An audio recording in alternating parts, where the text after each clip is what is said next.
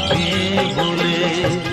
দুষ্মন্ত রাজা যদি হতাম আমি, শকুন্তলাকে চিনে নিতাম আমি। আংটি থাকুক না থাকুক তার আঙুলে, যেতাম না কখনো যে তাকে ভুলে।